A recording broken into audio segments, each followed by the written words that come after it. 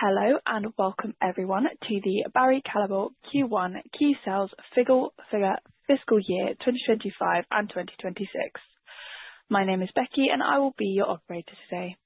All lines will be muted throughout the presentation portion of the call, with a chance for Q&A at the end. If you wish to ask a question in this time, please press star followed by 1 on your telephone keypad. I will now hand over to your host, Sophie Lang, Head of Investor Relations, to begin. Please go ahead. Good morning, everyone. Welcome to our 3-month Key Sales Figures Conference Call for 2025-2026. I'm Sophie Lang, Head of Investor Relations, and I'm joined today by our Chairman, Patrick de Maeseneire, and our CFO, Peter Vanneste. Given our additional announcement this morning on the CEO transition, Patrick will join us for the first 15 minutes of the call only to share a few words on the transition and to take a few questions. Peter and I will then proceed with the usual Q1 presentation, followed by Q&A. I'd like to remind you that the session is focused on our Q1 volume and sales update, and we will keep that Q&A session focused on discussion of those key figures. As usual, please limit yourself to no more than 2 questions. I'd also like you to take note of the disclaimer on slide 2 and remind you that the conference call and webcast are being recorded. I will now hand over to our Chairman, Patrick de Maeseneire. Please go ahead, Patrick. Thank you, Sophie. Good morning to all of you, and thank you for joining this call. You indeed received our press release this morning about our CEO transition, effective January 26. A couple of words to this change. Peter joined Barry Callebaut as CEO in April 2023 with the clear mandate to transform our company into a simpler, leaner, and more agile organization. Next to leading BC Next Level, Peter has navigated our company through the perfect storm with unprecedented cocoa bean prices, market turbulence, and a challenging geopolitical situation. Now, with this unprecedented cocoa crisis behind us and BC Next Level nearly completed, it is time for us to embark on a new chapter of growth, value creation, and industry leadership.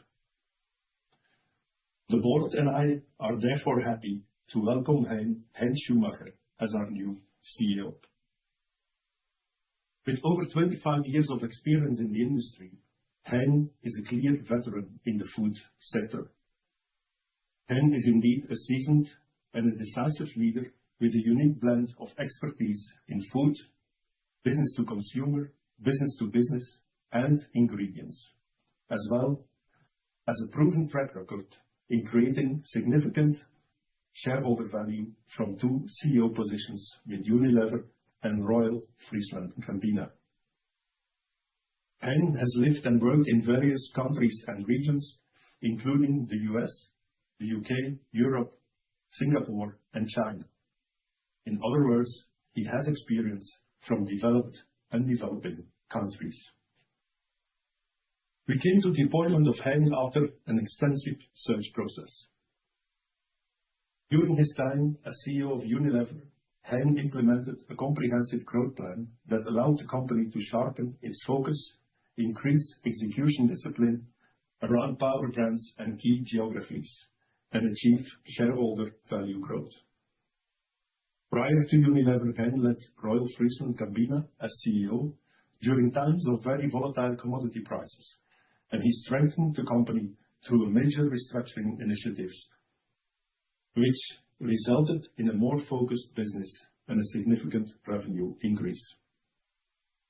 Previously, Hein worked for Kraft Heinz for a decade, first as Chief Strategy Officer before moving to Heinz China and later on as EVP of Heinz Asia Pacific Region Business, where he did a successful turnaround of the business, which spanned China, Indonesia, India, Japan, and Australia. While our business continues to navigate market and volume pressures, we have a clear opportunity for future growth. Barry Callebaut is the world's largest chocolate and cocoa ingredients producer, supported by unmatched scale, a deeply integrated value chain, a strong innovation track record, and close customer relations. We agreed with Hein on the following 3 priorities. First, return to growth with increased customer focus to re-energize also Gourmet and go for a bigger share in the emerging markets. Second, drive the people agenda to create a customer-centric and winning culture as the engine of that growth. Third, strengthen further our balance sheet. The key word here is, of course, deleveraging. As said, Hein will start already next week, Monday, January 26th. To ensure a smooth handover and continuity, Peter will be available for the transition to Hein. More than 30 of the 36 BC Next Level initiatives have been implemented, and the last steps are targeted to be completed by the end of the fiscal year. Last point, the board wants to thank Peter, who will pursue other career opportunities, for his immense work and leadership during challenging times, and wishes him all the best for the future. Before leaving the call now and handing over to Peter van Este for the update on Q1, I'm happy to take your questions on our CEO transition. Operator, please go ahead for the Q&A on this session. Thank you. We will now move to the Q&A for the CEO transition. If you would like to ask a question, please press star followed by 1 on your telephone keypad now. If you feel your question has been answered or for any reason you would like to remove yourself from the queue, please press star followed by 2. When preparing to ask your question, please ensure your device is unmuted. Our first question comes from Alex Sloane from Barclays. Your line is now open. Please go ahead. Yeah, hi. Thanks, Patrick, for taking the questions. I guess from my side, while the next level saving actions, as you've laid out, are largely complete, the fruits of those actions are kind of yet to accrue to the bottom line. So is the CEO change and pivot to, focus on growth and customer service maybe an acknowledgement that some of the actions that have been taken have gone too far from a customer service level perspective, and reinvestment might be required to reignite that growth? I guess, put another way, the message on the conference call in November at the full year results was, there was likely 100 million Swiss francs of net savings that could accrue in fiscal 27 from next level that weren't visible yet, but were going to accrue. Do you think that's still realistic, or do we think that maybe some of that will need to be reinvested? Thank you. Alex, thanks for the question. I wouldn't say that this change will require reinvestment. I would say it's more a shift of focus in the organization. As you know, we have gone through, and I mentioned it, through the biggest transformation in the history of the company in the past more than 2 years. And what we had not foreseen was, of course, these cocoa market price increases and volatility, and a difficult, very geopolitical environment. That required a lot of focus internally into the company, and I would say the focus will now, with next level, almost being totally completed, like I said, with 30 of the 36 work streams being done, with, I cannot say a bit more stable environment, but at least on the cocoa side, we have a much more stable environment. We can really shift the focus now outside, being closer to our customers, increasing volumes with our customers again, and that's absolutely the objective of this change.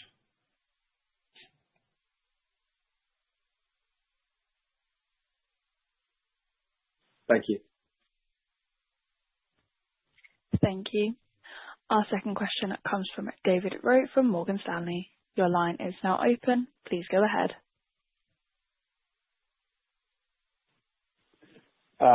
Thank you very much. I think much of my question was actually answered there. I think I would just be quite interested in terms of timing, whether we should expect, given the fact that we're coming to the end of the next level savings program, whether we should expect or when we could expect another strategic update. Would that be over the course of of this year, or do we wait until next year for potentially CMD, et cetera? Thank you. David, as I said, we agreed with Hen on 3 priorities. And of course, there are always many more in a company, but the return to growth is our first priority. Driving the people agenda, our second one, and strengthening the balance sheet. That's more in the camp of our CFO, Peter van Ester, but he's working hard on that one. So those are our 3 priorities. So I don't think that there is much need for a different strategy or a different focus. It's just that we're shifting the focus from the inside to the outside.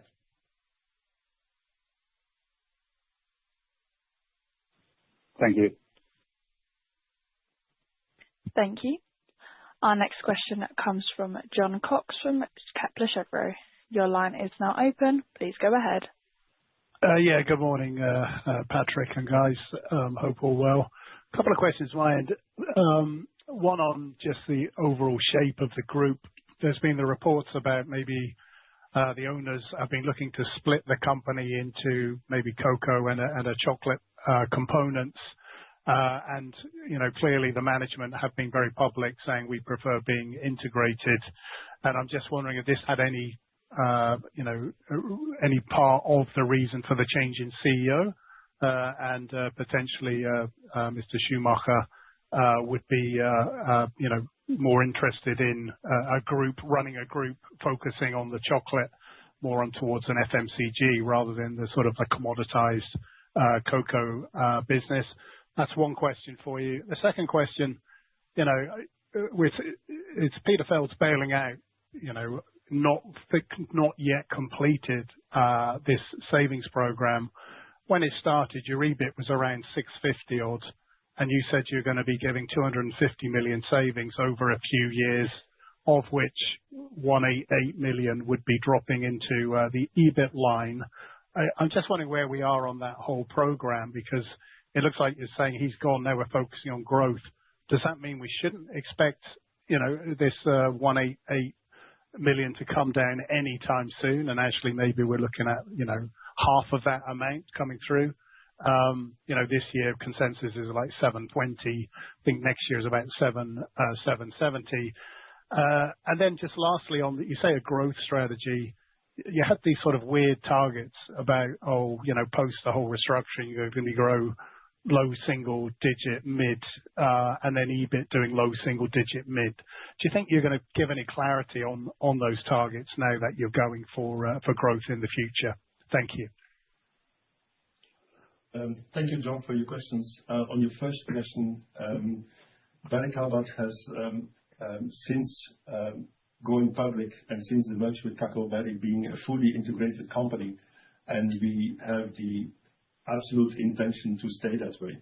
When I was, of course, aware of the Reuters article that went out there, and we immediately stopped that internally, or contradicted that rumor internally, saying we've been always a fully integrated company. That gives us a tremendous cost advantage. It gives us full control over the quantity of the beans, the quality, the sustainability, the traceability. We have, as one of the few companies, our people on the ground in the origin countries to ensure that quantity, quality, sustainability, traceability. So there is no reason, absolutely no reason why we would change that model. It would give us a competitive disadvantage if we would change that model. So no difference on that one. On your second and third question, if I would be the CFO, I would redirect you to the first half results, but I'm not a CFO, so I am handing over to Peter. Yes. Hi, everybody. Good morning. I mean, we in Next Level, basically, we, as Patrick already said, I mean, the majority of the projects have been hardwired in the organization. They have been implemented. It's more about now making it part of the running business. You know, GBS, just to give an example, GBS is in place, so it's in the 4 hubs that we have. So now it's really about standardizing, ensuring the effectiveness and the efficiency. We do the, you know, the BCOS program in the efficiency and the KPIs of the factory. It's about rolling out and embedding it again in the daily running operations. and having additional, SKU reductions behind us. But it's of course, as we generate new SKUs through innovation, it's of course getting into making sure we apply the discipline of the one in, one out. So it's more about finalizing and embedding it. In terms of savings, which was part of your question, as we already also addressed it in the year-end communication in November, these initiatives are delivering savings. I mean, we have been, just an example, BCUS and the GBS centers are clearly having those savings. At the same time, we also face some exceptional costs more related to the market disruption in cocoa, which we are very focused on cycling out to make sure that we can make those steps into the direction of our long-term ambition in terms of stepping up the profitability. We'll come back on that in due time, but that's I think what we are working on.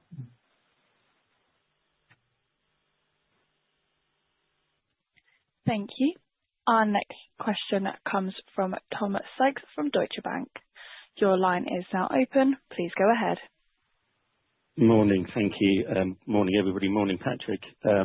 Just one question on your IT and digital, because it's been a relatively small amount of BC Next Level expenditure. And as you become more customer-centric, and those customers will have spent a lot on their IT and digital transformation themselves, do you believe that you've spent enough on that to be a modern business dealing with the volatility that you're likely to see? Because it does feel like quite a low amount that you've spent on that side of the transformation, please. Maybe I'll take that one. I mean, it's not that much of a low amount. I'm not sure where you get your information from, but we've stepped up very significantly on the digital spend and investments as part of this whole program, the OpEx that we have reinvested, that we have invested in Next Level. Callebaut does have an important digitalization journey ahead of it. It's been part of the pillars of Next Level, and we are going to continue on that journey. Obviously, focused in the direction, as Patrick has been mentioning, in terms of internal versus external focus. But it's clear that that is not leaving our agenda. It's almost a doubling in both CapEx and OpEx. So it's really a substantial investment. I guess it's just as a proportion of that spend in absolute amounts, it doesn't feel that large given the size of the business, but I take the point on the percentage increase. Thank you. Thank you. The final question we have time for on this topic comes from Ed Hockin from JP Morgan. Your line is now open. Please go ahead. Hi all. Thank you very much for taking my last question. It's really on the BC Next Level program. I think that when it was communicated at the time, there was a growth agenda embedded in that program as well, with the focus on growing in Asia, focus on growing in gourmet, and focus on growing in compound chocolates discussed recently. So what I wanted to clarify was why was Peter not the person to lead this second part of the Next Level program and to embark on that growth agenda? And should any of those priorities on growth, be it Asia, gourmet, compound chocolate, is any of that changed? And is it just a refocus, or will there be some other tangible changes in the growth agenda as well? Thank you. I would say there's no change, but like I said, we went through the biggest transformation in the history of the company, didn't foresee the volatile geopolitical organization, nor did we have, or did we foresee at that moment that cocoa prices would grow above 10,000 pounds per ton. And so you have to take that into account. And as a consequence, as you have seen, the consumer demand also went backwards. Putting leaders in a position, what people often forget is the right leader in the right position at the right time. And the right time is often forgotten. And Doing a transformation requires a certain profile of leader. Going for a growth trajectory requires another profile. And that's what we have been looking at since a number of months. And that's what we have also openly discussed with Peter. And that's why we came to this conclusion. Okay, thank you. Thank you. I will now hand the call back over to Patrick to continue. Thanks again for attending this call. If you would have more questions, you can always contact me either over Sophie or directly.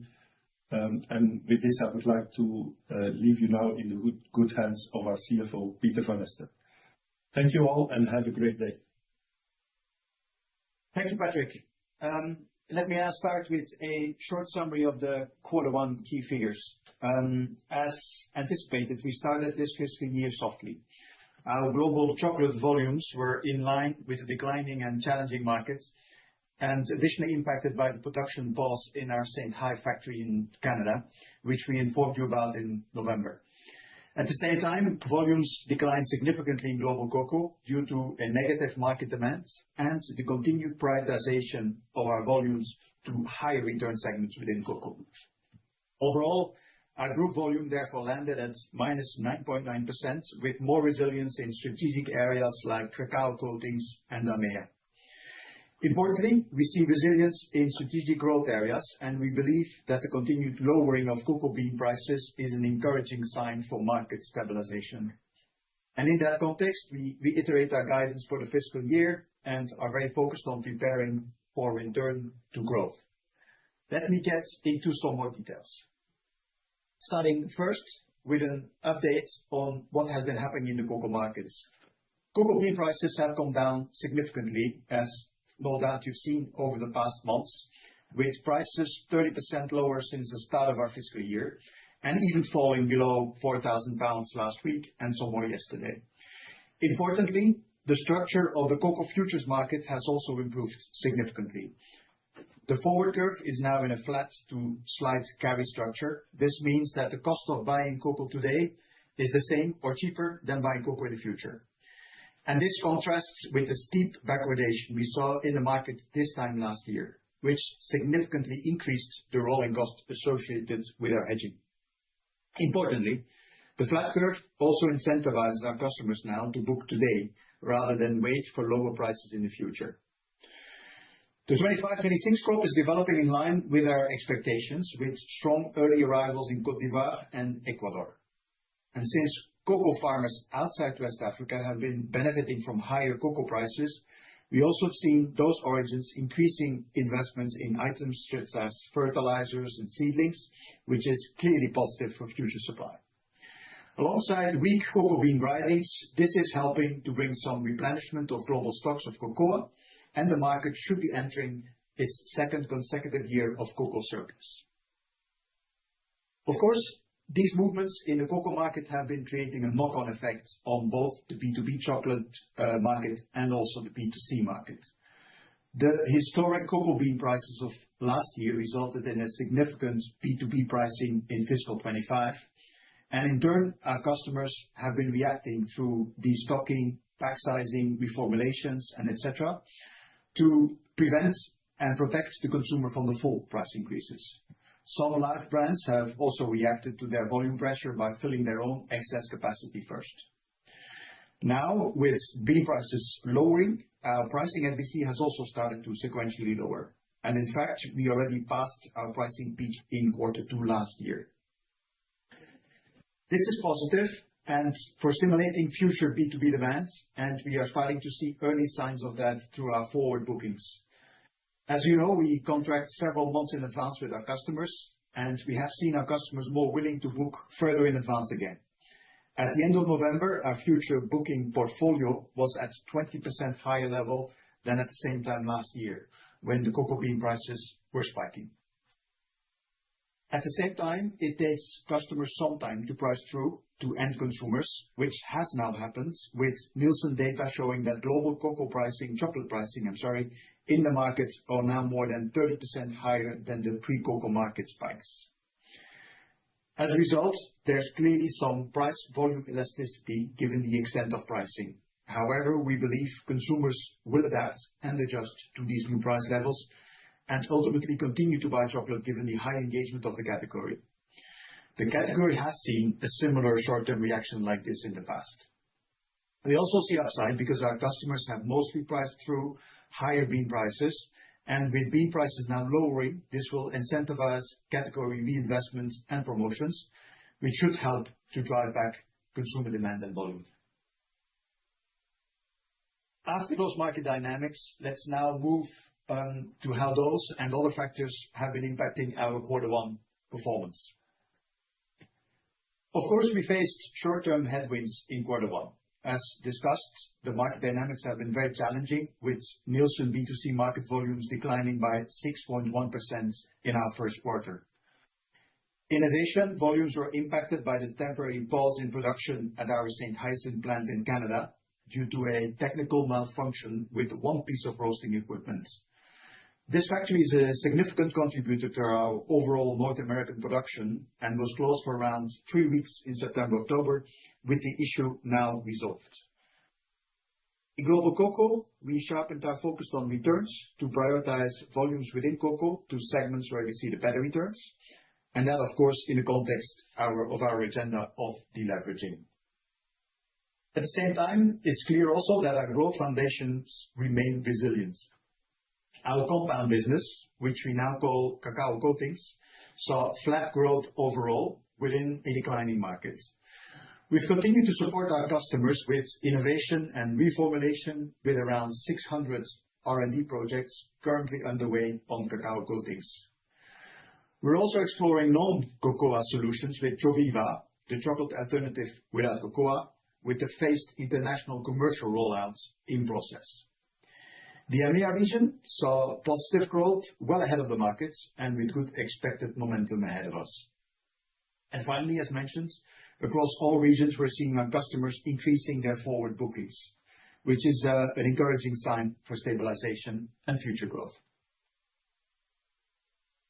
Now, let me dive into our volume growth in a bit more detail by region and segment now, starting with global chocolate, where volumes declined 6.8%, largely in line with the 6.1% decline of market volumes as per Nielsen. First, to the left of the page by chocolate region, Western Europe saw a 5.2% volume decline as demand continued to be impacted by higher prices and knock-on effects on customer behavior that were relatively a bit larger in that region. Central and Eastern Europe declined by 2.7%, significantly better than the markets, as local accounts saw solid growth, especially in Turkey, while the large food manufacturer customers saw some challenging environments. North America reported a decrease of 14%, heavily impacted by the St. Hyacinthe plant closure, as I just discussed, as well as a continued challenging customer and macro backdrop. Latin America saw slightly negative development at -1.4%, ahead of the market, as strong momentum in gourmet was offset by large food manufacturing navigating the impact of the higher prices. Finally, in EMEA, volumes grew by 0.6%, with improved demand in China, continued momentum in India, and additional business secured in Australia, partly offset by market pressures we've seen in Japan and South Korea. To the right of the page, by segment, gourmet, while gourmet market has been more resilient, also now it has been impacted also by the higher prices and knock-on customer demand impacts, with customer reducing elevated stock levels. And there was also here some impact from the St. Hyacinthe closures. Meanwhile, as we have discussed, food manufacturers were impacted by customer behavior shifts in the context of those significantly higher prices. And global cocoa, I already talked about. Now, as this is a sales and revenue update only, I will not go into reporting beyond that, but I briefly wanted to talk about leverage, given that this is one of our key focus areas yesterday, today, and tomorrow. We are certainly working further on the key actions we have already started to implement last year, and that I talked about at the November communication. In particular, first of all, reducing working capital, especially inventory, with key actions to maximize our bean blending capabilities, diversify to origins with shorter cash cycles, working on the underlying processes. Secondly, enhancing our financial agility with less cash-consuming solutions for margin goals that we have established with the letter of credit facility and making progress on inventory financing solutions. And also several end-to-end value chain projects like demand planning improvements and contracting flexibility. In the first quarter so far, we reduced our gross debt by prepaying the 262 million euro term loan in September, as well as reducing our commercial paper outstanding and bilateral facilities. As we already discussed in November, we do expect a temporary step up in leverage in half year one due to the fact that this is the peak buying period given the cocoa seasonality. Historically, we have seen bean prices, when the bean prices were back at 2000 range, we saw around a 0.4 times historic leverage step up in H1 versus the end of the prior fiscal year. Again, linked to the seasonality. Of course, with higher bean prices, that increases that magnitude of this step up. However, obviously also offset by the operational actions we are taking to reduce working capital every single day. Through this initiative for the full year, we do aim to reach the below 3.5 times leverage by the end of August 2026. And finally, we have reiterated our guidance for fiscal 25-26. Let me remind you of the volume elements in this particularly, given this is a sales update. We do expect to see the mid-single digit decrease at the group level within global chocolate. In global cocoa, we expect the mid to high single digit decrease as the business enhances its focus on higher return segments, especially powder. The first half year is expected to be challenged as customers and consumers continue to manage the high prices in a soft market. And we're expecting an improvement in the second half, with lower bean prices being an encouraging sign for market stabilization, as I mentioned before. Let me conclude with the following key takeaways before opening for Q&A.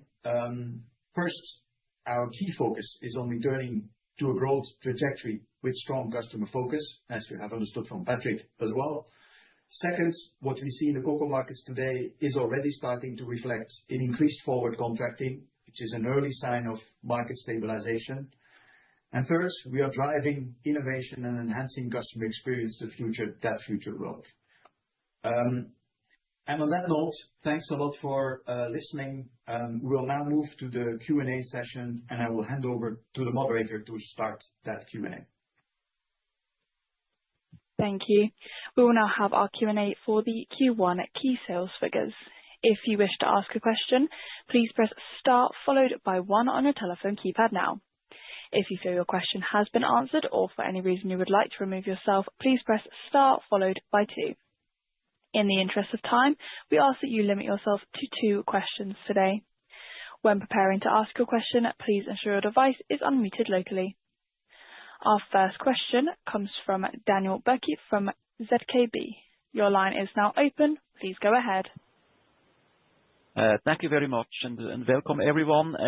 Regarding pricing, was still pretty significant in the first quarter. When do you expect your pricing impact, let's say, go into negative territory? Then that's the first one. And then regarding the volume recovery, what phasing do you expect? Do you already expect positive volumes in the second half, or we just have to think about 26, 27? Thank you very much.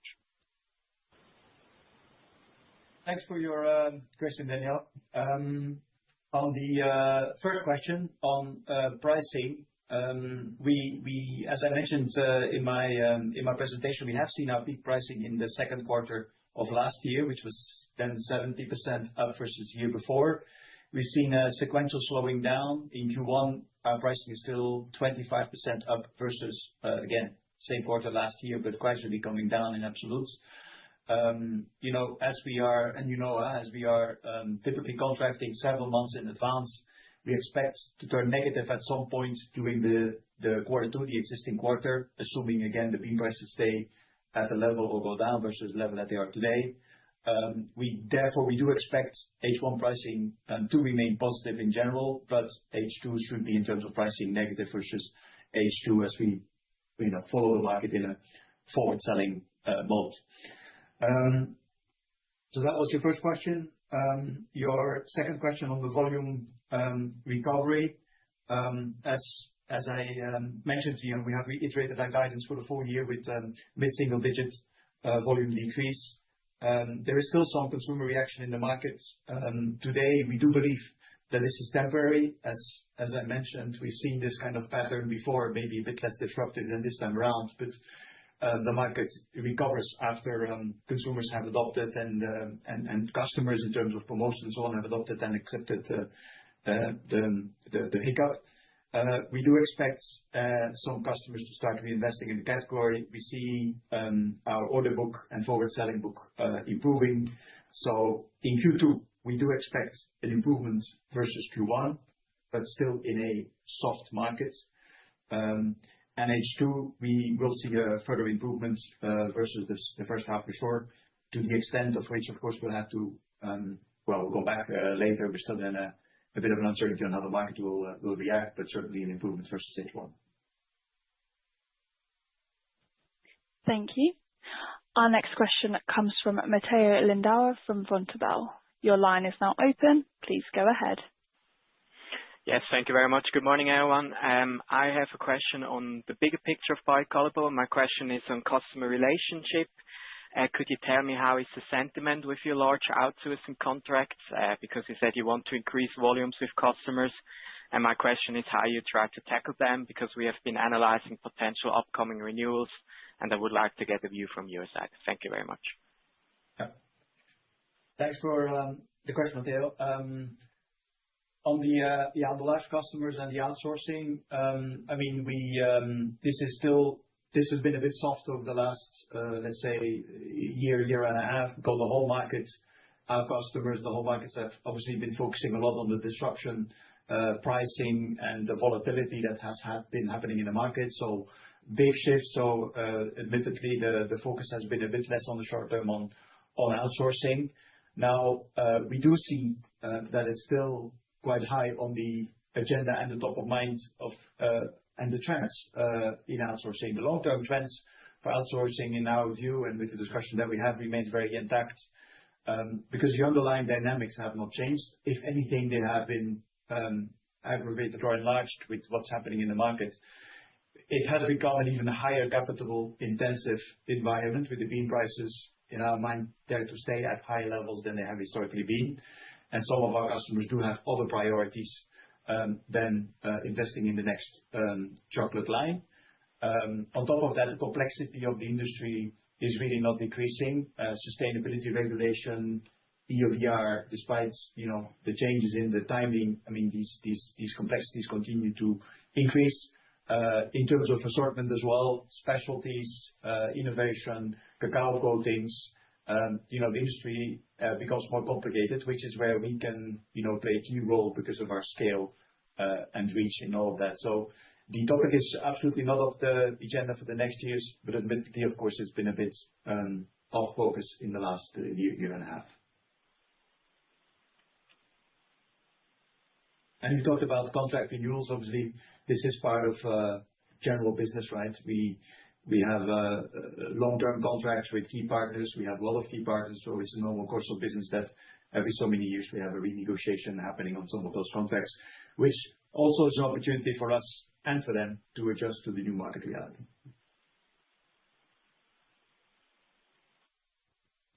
Thank you. Our next question comes from Samantha Derbyshire from Goldman Sachs.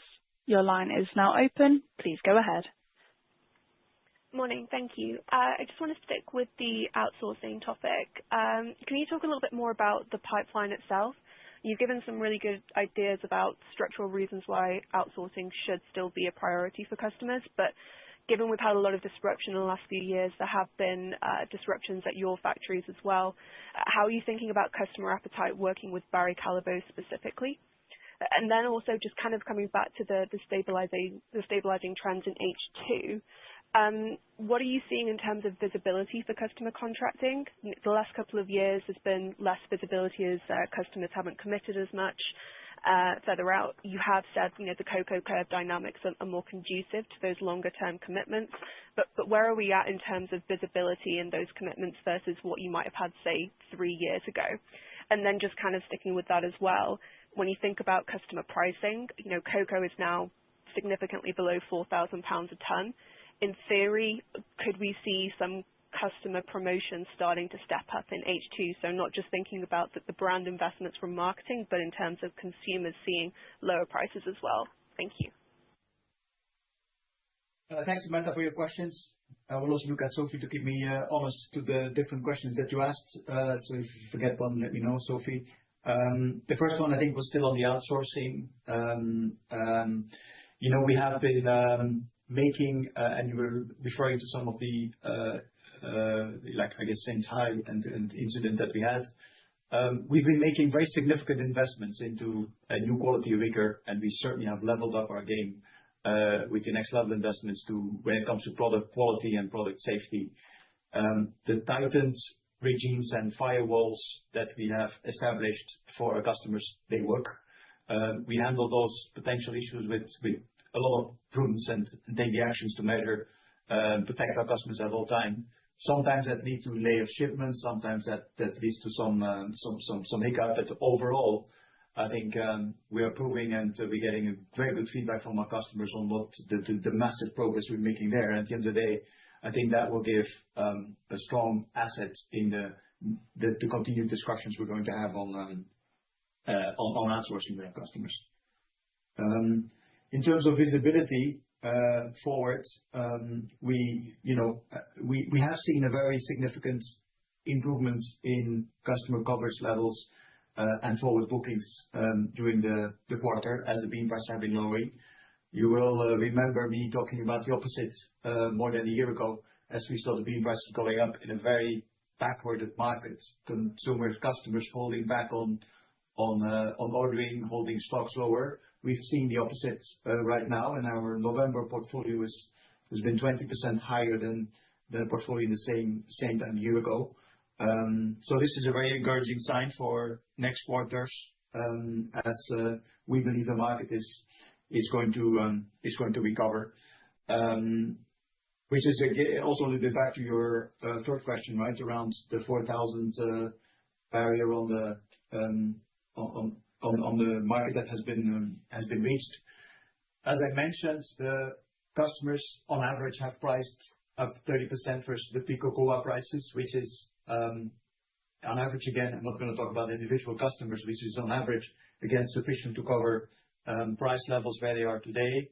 That will give oxygen to the business and the chocolate market. So we do believe we will see some increased activity promotion in the market together with, again, customers adopting and adjusting to the increased prices. So that's part of the increased momentum that we see happening towards the half year too. Thank you. Our next question comes from Joanne Iffert from UBS. Your line is now open. Please go ahead. Thank you very much. Two questions, please. The first one is coming back what the industry is doing to stimulate the chocolate market volumes. According to your market intelligence, I mean, would you be surprised to see structural lower list prices of the consumer players in the next 1 or 2 years, or would you expect really more its marketing budgets going up and you see here and there some temporary promotions? This would be the first question, please. And the second question, if you allow me, sorry I was a little late to the call and sorry when you have elaborated on this, but the midterm targets after the CEO change, I mean, are the midterm targets confirmed or could also be the case that maybe here and there some contracts are not prolonged in outsourcing, that there's a setback first before the midterm targets could start to kick in again? Thank you very much. Thanks for your questions. On the first one, we have a very diverse group of customers, as you know very well, from artisans to the big FMCG companies.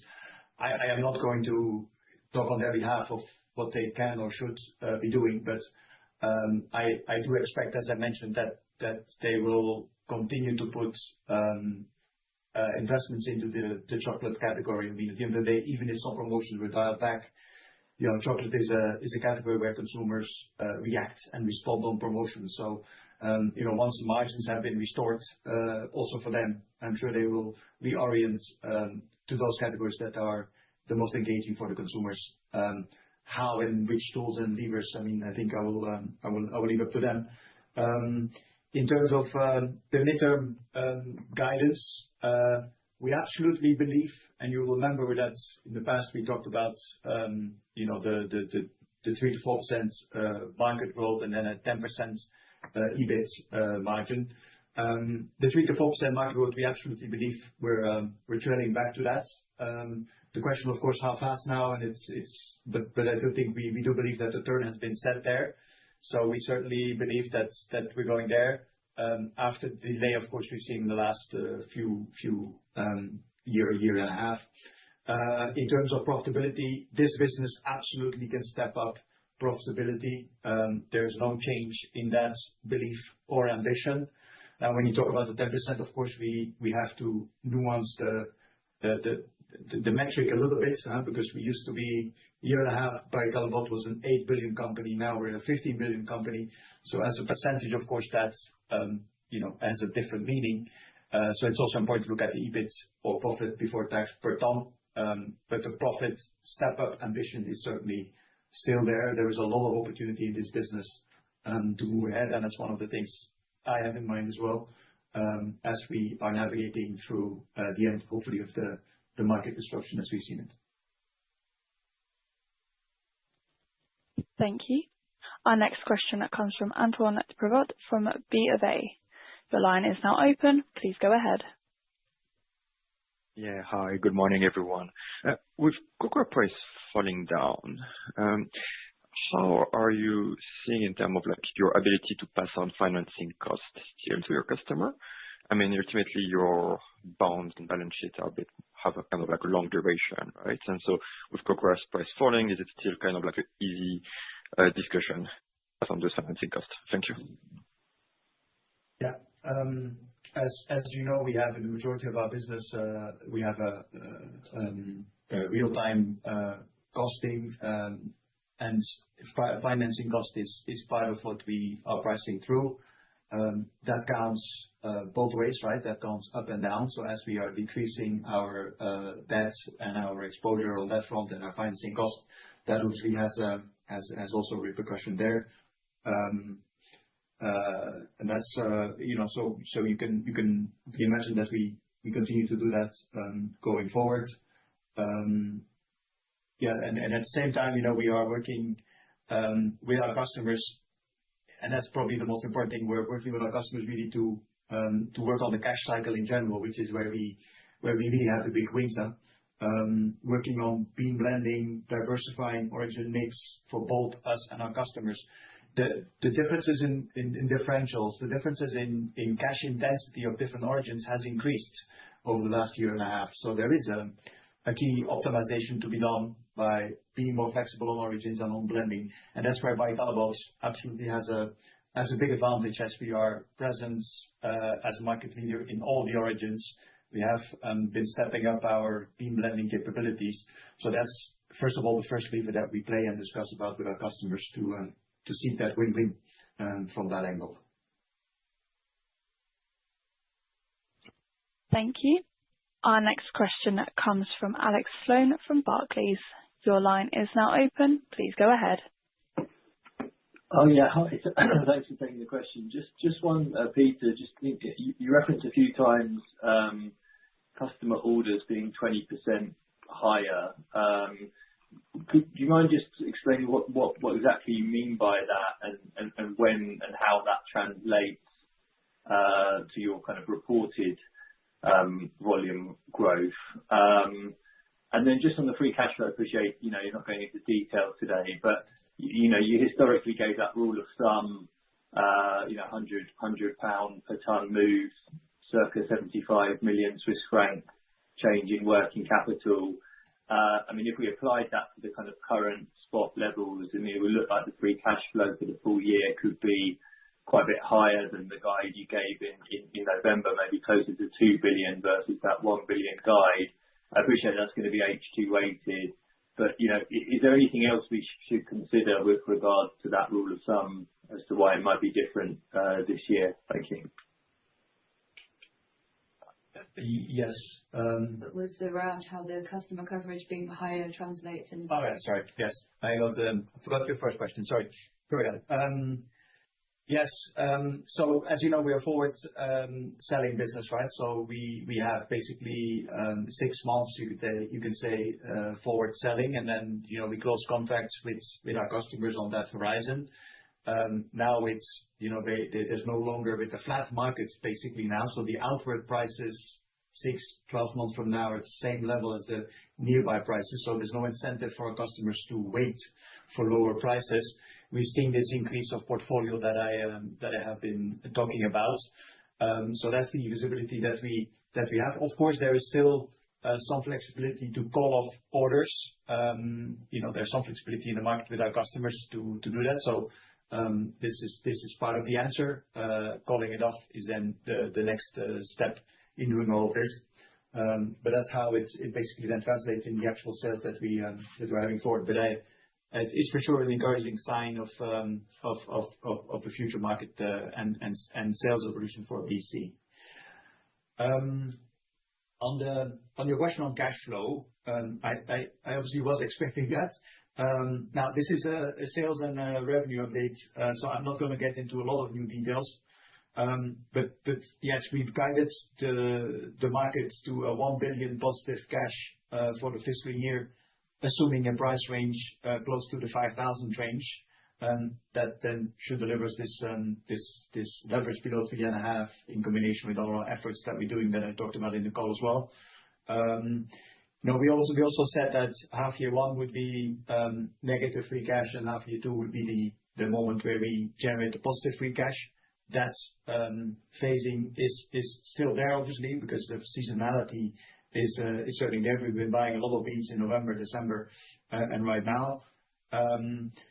Now, with the bean price going down, obviously that helps, right? So that will improve that position that we've been talking about before.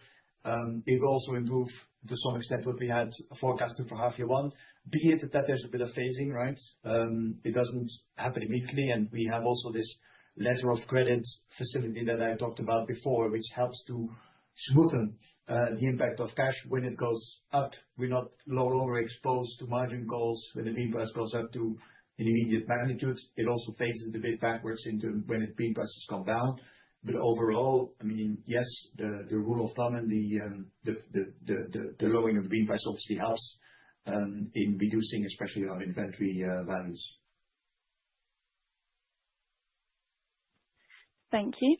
Our next question comes from David Rout from Morgan Stanley. Your line is now open. Please go ahead. Hi, Peter. I've got 2 questions. So the first one is just on the impact from the factory closure in North America. Can you quantify the volume impact from the St. Hyacinth closure? I mean, my understanding was this was limited to 3 weeks, and the factory has about 300 to 400 kilotons of annual chocolate capacity. So suggests to me that excluding the impact, North America volumes were actually closer to flat. Perhaps you can just confirm this. And then the second point is just going back to your comments around the guidance, which, as you pointed to, was underpinned by an assumption of the bean price around 5,000 sterling per ton. I mean, given that we now near a 3,000 level, is there not upside risk to this guidance? I mean, notably on free cash flow and also profit before tax. Thanks very much. Thanks, David. On the North American volume, so St. Hy, I think it's probably about half of what we've seen in North America in the quarter has been driven by the decline that we see in North America. So remember the minus 14% year on year in quarter 1.